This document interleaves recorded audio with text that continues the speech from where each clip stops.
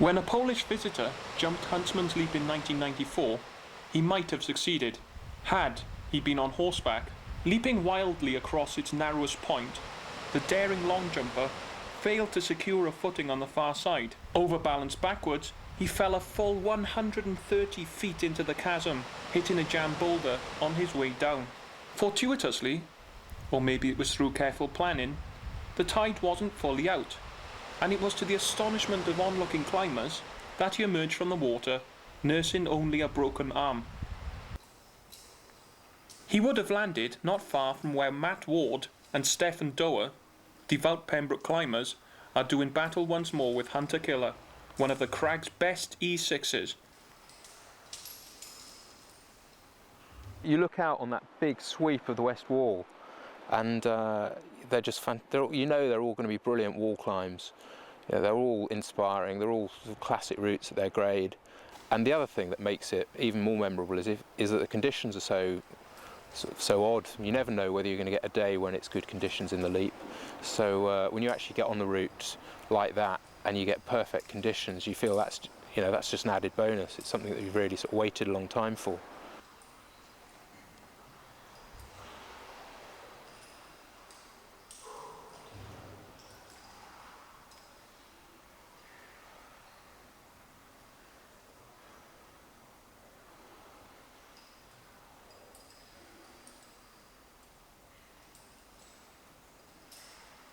Up to 1978, little of note had been climbed in the Leap.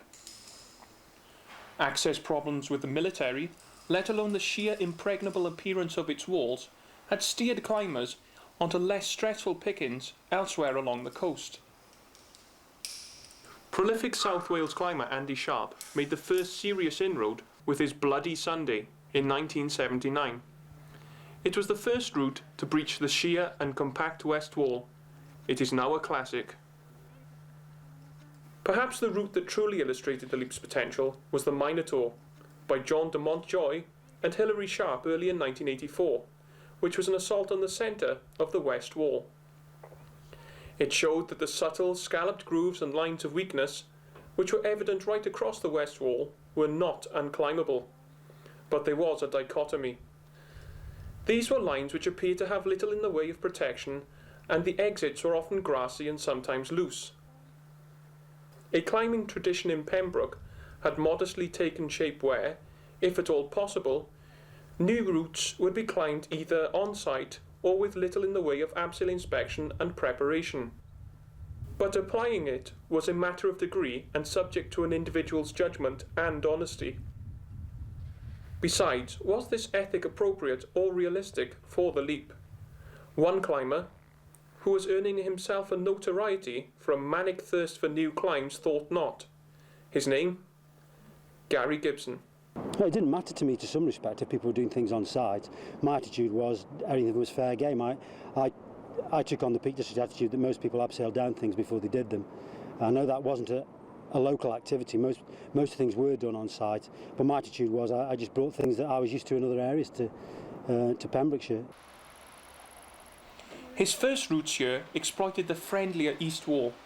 Many were only possible after considerable gardening of loose material and grass ledges, but, more controversially, he began to adorn them with often brightly coloured slings fixed on threads in the rock. In a matter of months, the Leap took on a different appearance, and routes of his like the Honey Monster on the atmospheric face near the entrance of the Leap and Quiet Waters became adorned with climbers too. At the time, many, but by no means all climbers, had little problem with the convenience of clipping the fixed gear Gibson had left behind him.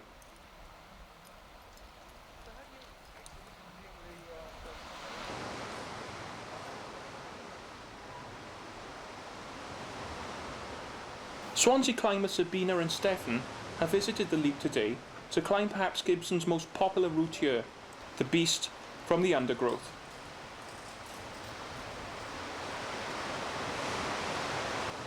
We are both coming from Germany. Originally we came over, I was just looking around and reading about Pembroke. Stefan said, oh, it's just a pile of rubble, you don't want to climb there. But then we came here and we absolutely loved it. And so that's why we came back again to stay for 2-3 years. Yeah, that's about 10 years ago now we're still here. And yeah, Pembroke definitely took a big part in us not wanting to leave the country. Lines were falling fast to Gibson, too fast for the likes of Pat Littlejohn. It was he who first brought Pembroke into the limelight in the late 70s, with countless ascents of climbs in good style, often on site or with minimal preparation.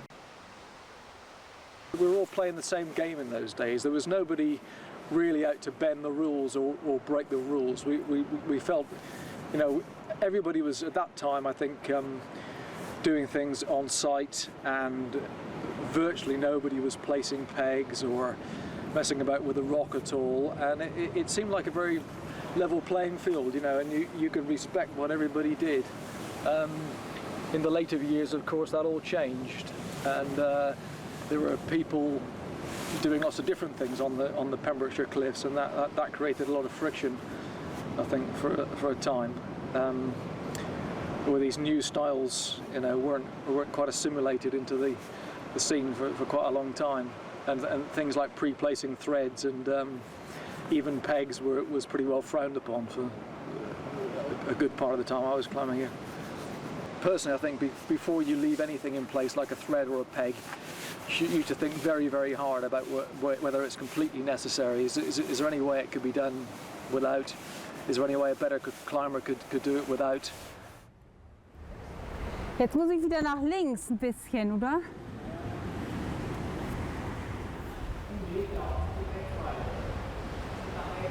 Ja, stimmt. Littlejohn performed best when the adrenaline was flowing and he wasn't merely following in someone else's footsteps. Climbing on site, he had tried some of the major lines in the leap in 1978, but failed to make progress.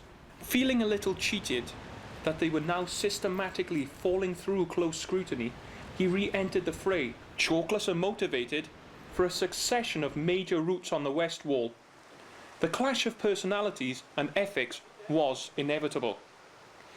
It came to a head on Witch Hunt, an infamous climb snatched from Gibson by Littlejohn, after Gibson had left it unclimbed following a reported 3 days of cleaning and preparation.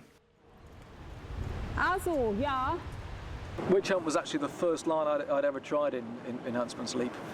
When Chris King and I first went into the leap, we failed on Witch Hunt amongst 3 other lines. Witch Hunt was a line that meant a lot to me, and over that winter I was training for it. When I went down, I'd heard that there'd been a lot of cleaning and pre-placing of threads, but nobody knew what had been climbed. That spurred me to get down there, and lo and behold, this lovely line, which is now Witch Hunt, was sprouting about half a dozen or more bits of fixed gear. So I had no idea whether it had been climbed or not. Oh.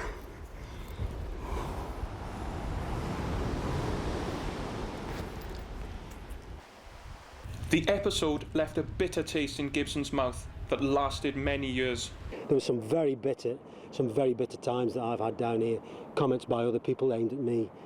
I can't say, I mean, I competed with 1 or 2 individuals over certain things, but I can't say, reflecting on the whole situation, I can't think that I was competing with people. I was just saw open spaces of rock and went to climb it. And if someone else had beat me to it, so be it. Oh, loose. It forced everybody to realise that the values that had been prevalent in Pembroke climbing were under serious threat, and that everything could very easily change. I was pretty determined then that the other lines in the leap that I was interested in, at least, weren't going to suffer the same fate as Witch Hunt. So, you know, I think the next thing I did was an on-site ascent of Headhunter, and then applied myself to Terminal Twilight's White Hotel. That's when E6 came to Pembroke, basically. In the case of White Hotel, I went down and tried the line. I tried it without chalk, and there were a couple of seeping pockets. And the guy who was belaying me, Dave Hopkins, said, "Look, you know, this chalk is really good for drying out wet pockets. You know, take my chalk bag and have a go." I took his chalk bag up there and dabbed these pockets and shot up the route. And I suppose you could say I was a convert. after that. I'd been a voice in the wilderness for long enough, and I was competitive enough not to want to handicap myself for any longer than I did, really. So. But the controversy of earlier years was to be outmatched by what was to follow.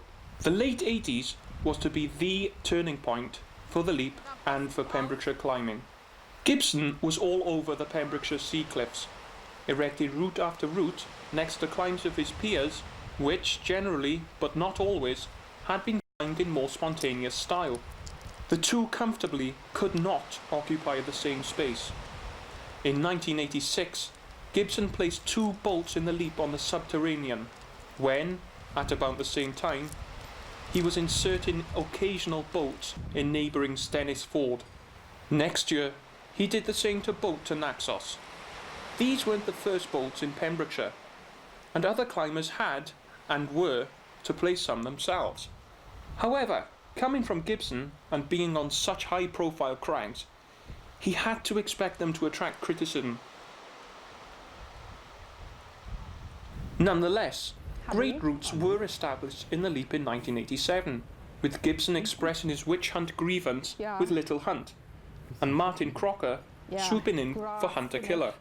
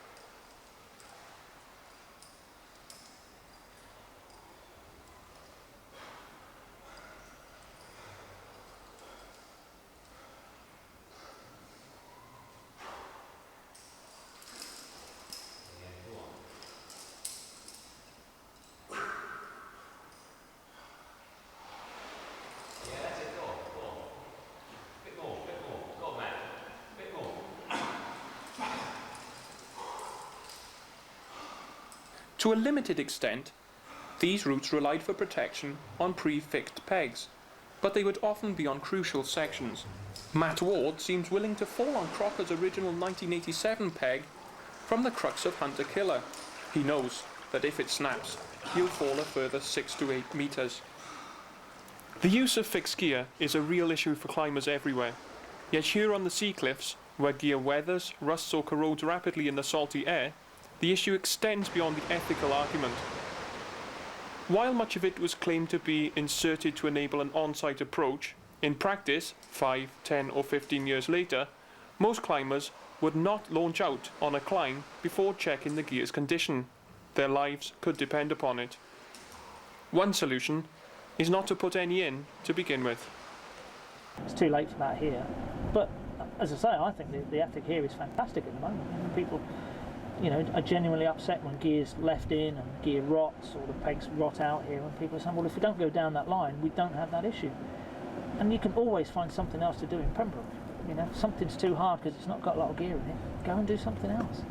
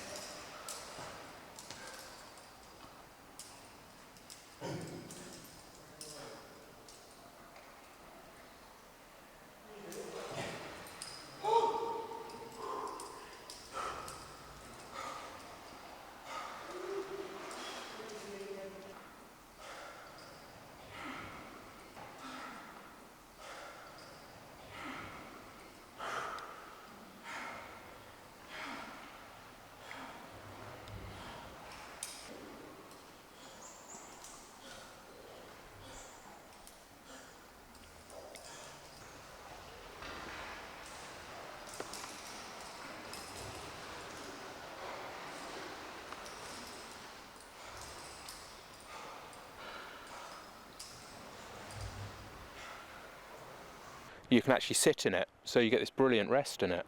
Firstly, you don't want to leave it because you're so comfortable, and secondly, it's actually quite hard to start moving away from it.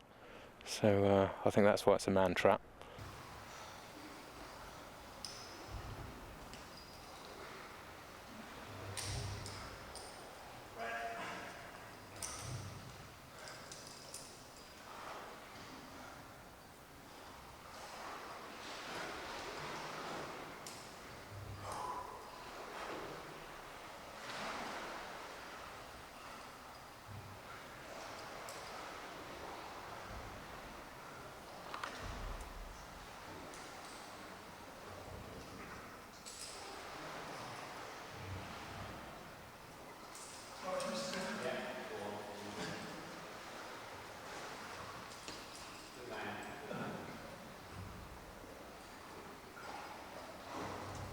It was the increasing use of bolts that, well-intentioned or just plain greedy, galvanised into action the consensus of climbers wanting the sea cliffs to remain bolt-free and traditional.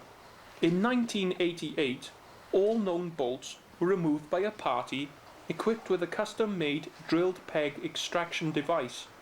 I was one of the people who supported the move to stop bolting and drilling in Pembroke. And I'm very glad that we did that. It sort of set a bit of a benchmark, I think, for climbing in Britain, to keep Pembroke and the sea cliffs traditional climbing. Since that time, many climbs have been climbed without their bolts, though only after top rope practice. But top rope practice is only part of a solution. It grates with a pure traditional ethic and still has to be properly reconciled on these sea cliffs.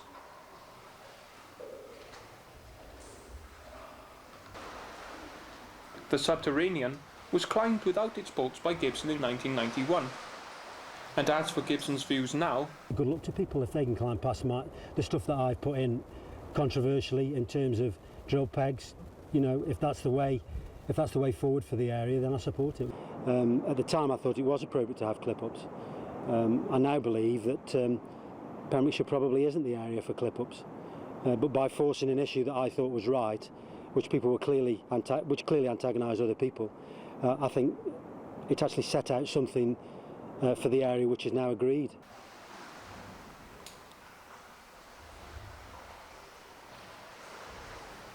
the leap continues to host some wild moments of inspiration. Ben Bransby's ascent of the dangerously run-out Chupacabra in 1998 and James McAfee's on-site solo of Souls in 2003 points to a dynamic new future for the leap and Pembrokeshire's sea cliffs. These are not the signing-off points by any means. For those in the know, there are still some fantastic challenges down in the leap, conditions permitting,